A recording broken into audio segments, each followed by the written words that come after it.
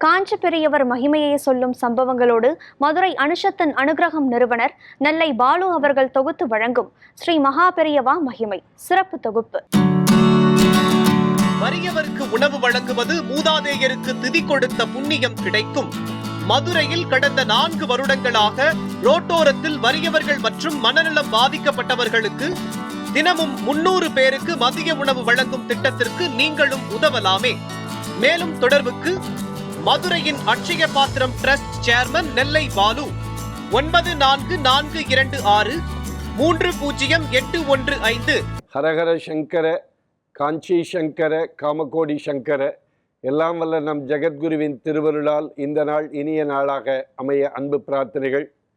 நடமாடும் தெய்வமாய் விளங்கி நாளிலத்தில் உள்ளவர்களை எல்லாம் நல்வழிப்படுத்திய ஸ்ரீ மகா பெரியவா உம்மாச்சி தாத்தா என்று எல்லோராலும் அன்பாக அழைக்கப்படுகிற காஞ்சி காமகோடி பீடாதிபதி ஜெகத்குரு ஸ்ரீ சந்திரசேகரேந்திர சரஸ்வதி மகா சுவாமிகளை பற்றி நாம் ஒவ்வொரு நாளும் நியூஸ் 7 தொலைக்காட்சியில் பல்வேறு சம்பவங்களை, பல்வேறு நிகழ்வுகளை, அவர் உபதேசித்த தத்துவங்களை எல்லாம் தினந்தோறும் அனுபவித்து வருகிறோம்.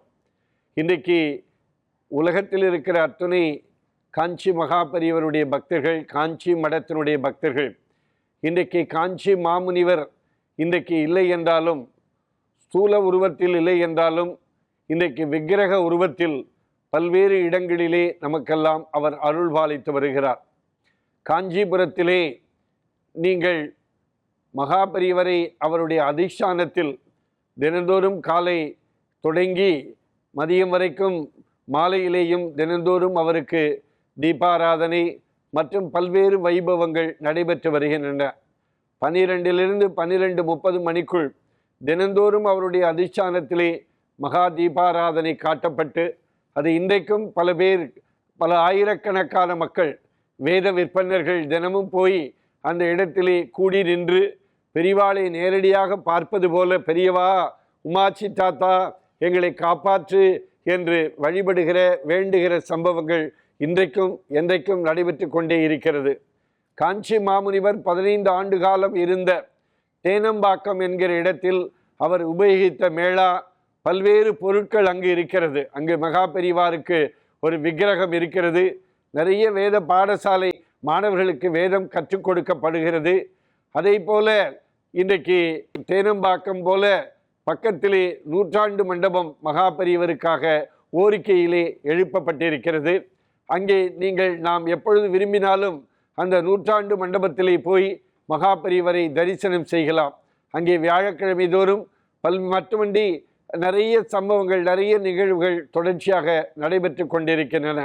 இன்றைக்கு மகா பெரியவரை இன்றைக்கு உலகம் முழுக்க இருக்கிற பக்தர்கள், சென்னையிலே பார்த்தால் மயிலாப்பூரிலே இன்றைக்கு கணேஷ் சர்மா அவர்கள் மூலமாகவும், நங்கநல்லூரிலேயும் இன்றைக்கு பல பேர்கள் அங்கே சென்று அங்கே 2-3 கோவில்கள் மகா பெரிவாளுக்காக இருக்கிறது.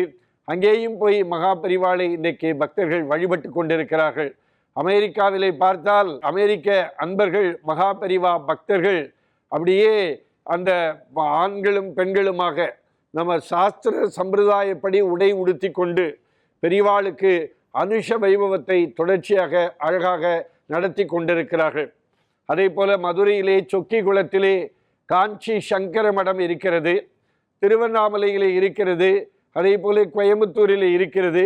பல்வேறு காஞ்சி சங்கர மடத்திலே அனுஷ வைபவம் ரொம்ப அற்புதமாக பெரிவாளுக்காக நடத்தப்பட்டு கொண்டிருக்கிறது. காமாட்சி சமேத பெரியவா அன்றைக்கு எல்லா இடத்திலையுமே அருள்பாலித்து கொண்டிருக்கிறார்கள்.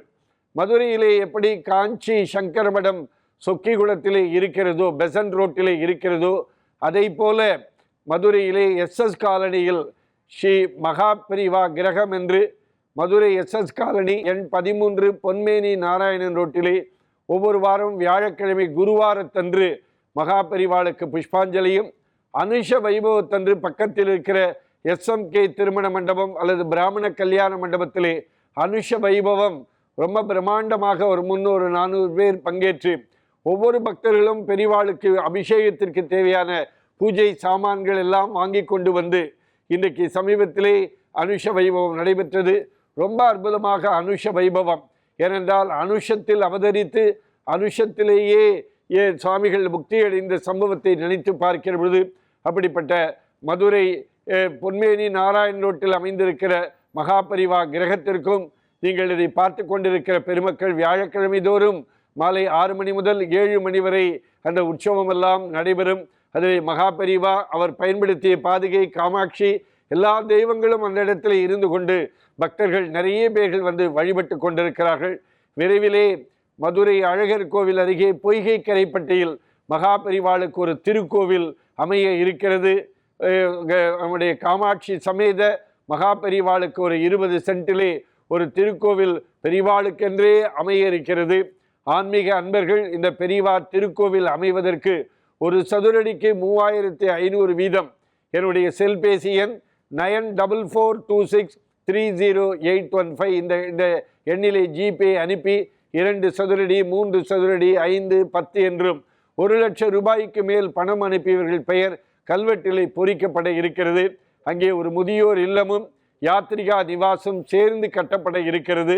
இந்த வைபவத்திற்கெல்லாம் நியூஸ் 7 தொலைக்காட்சி அன்பர்கள் மகாபரிவா பக்தர்கள் உதவலாம் என்பதை பணிவோடு கேட்டுக்கொள்கிறேன். ஹரஹர சங்கர ஜெய ஜெய சங்கர காஞ்சி சங்கர காமகோடி சங்கர.